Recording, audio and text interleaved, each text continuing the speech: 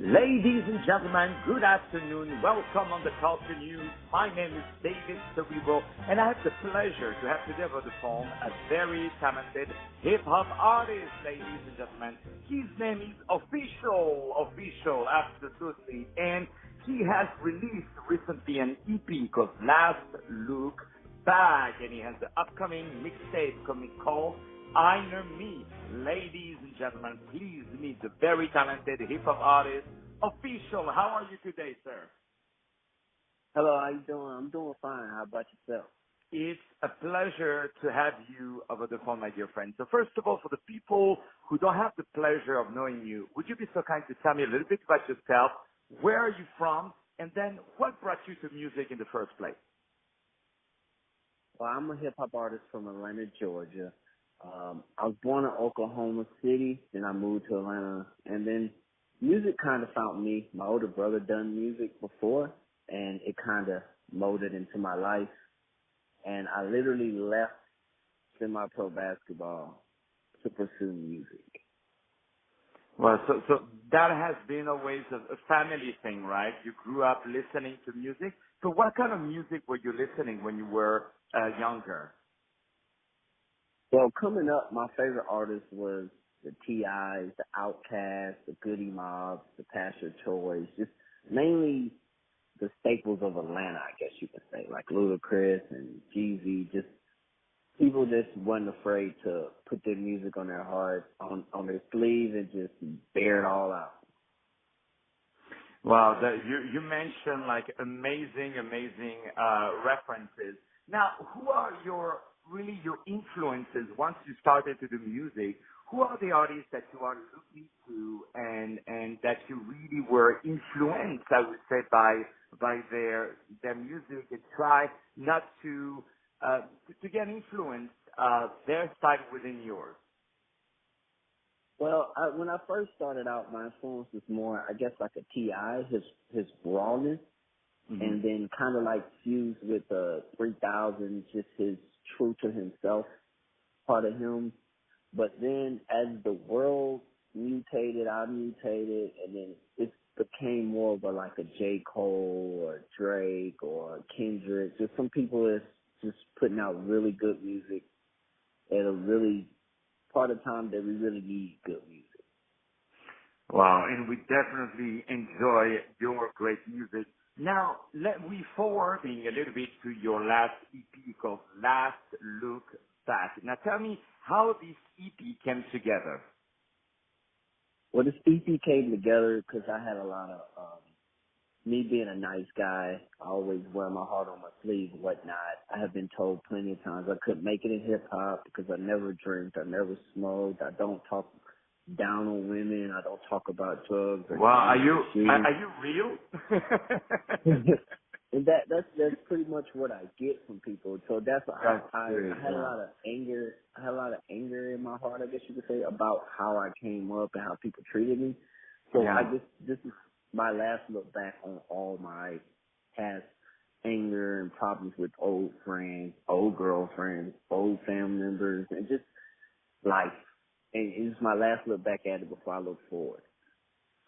Wow, it's beautiful to hear hip-hop artists showing, not just hip-hop artists, but any artist showing a positive and a great message, and we really thank you for it.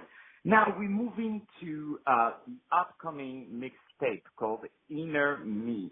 Tell me, what can we expect from this great mixtape that is upcoming, and why do you call it a mixtape and not an EP? Like, in what would it be so different between the first EP that you did called Last Look Back?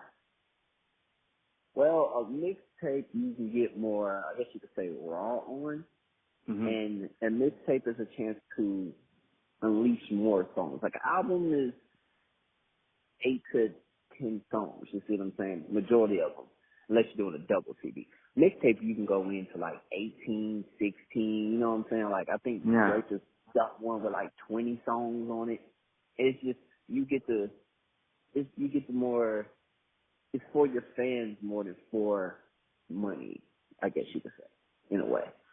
No, and that's, and I love how you said the raw sound, and I think, it's so hard, nowadays to find this really true, raw sound because, I love the great super production, but hip hop is so well associated with this raw sound. Do you think that, there is definitely an audience for the raw sound, which I believe there is, or Yeah. do you think you like to go maybe between one technique to another, like you like to go from the very polished thing, like your last EP called Last Look Back, and also to go to jump to the mixtape? Is that for you artistic exercise in a way? Yes, it's a yin and yang type of situation. One makes the other stronger.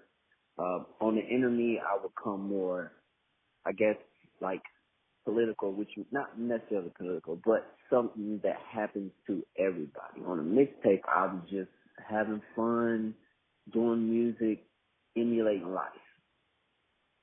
Yeah, I love how you said a yin yang one makes the other stronger. This is a very, very beautiful phrase that you're putting out there. Now, regarding your lyrics, who is really, about what your lyrics are really training? Is it, what brings you, I'm sorry, to put the lyrics down on the paper? Like, what is it? Is it a feeling? Is it an emotion? Is it some anger that you want to put on the paper? What brings you to the creative process? It's a lot of little situations. Me personally, I do this thing where I consider myself the bridge, which means there's a lot of bad music and it's a lot of not necessarily bad like sounding, but the message isn't positive. And it's a lot of Mhm. overtly positive music, which doesn't necessarily catch a younger ear. I call myself the middle. I'm the bridge. I'm the bridge that bridges the two. I'm coming in the middle of it, which means I may bring a hard hitting chorus, but my words are very, I guess, sharp and they're positive. Wow, it's so nice to hear such a wonderful message and an artist that is so passionate as yourself. I have the artist official that is with me now in the air in case you are joining us tonight. We are having such a great time. We're going to play your music right after this interview. One thing I wanted to ask you, do you like to go live? Do you like to perform live? And if yes, do you have, what are your recent gigs? And if you have, what are your next gigs? Well, I love live. I love being on stage. It's just like, I guess to artists, it's like a treat. Like, the money isn't a treat. The treat is to see on stage and you see people saying your Yeah, words, you see people reacting. Me, I really love the fact that when I walk on stage, everyone in the audience that don't know me, they think I'm a singer. yeah. And when I open my mouth and I'm like, I love the money coming in, I'm obsessed with the older, self-made, self-paid. They wouldn't listen, but I told them. Then they like, oh my gosh, he's a rapper. But that makes them pay more attention to me, and I love that Yeah. part of it as well. Well, let me tell you, everybody loves you, and that's one thing for sure. Do you have a website where we can send people to contact you? Yes, you can send people to www.team-official.com. And Team-official.com. from there, you can join my mailing list. You can go find all my social media and everything. Well, we would definitely follow you, and I'm pretty sure that all the people who are listening now, they are already, I hope, if not, I'm going to go to the house and double check that they are right now going on your website and on your social media and sharing all your beautiful material. Ladies and gentlemen, my name is David Cerrero. I had the pleasure to have today over the phone a very talented hip-hop artist, not only very talented, but also a wonderful and beautiful person, as you have probably recognized, the wonderful hip-hop artist, Mr. Official, like official, Official, and he has released a fantastic EP called Last Look Back, and stay around for his up-and-coming mixtape called Inner Me. Ladies and gentlemen, thank you very much.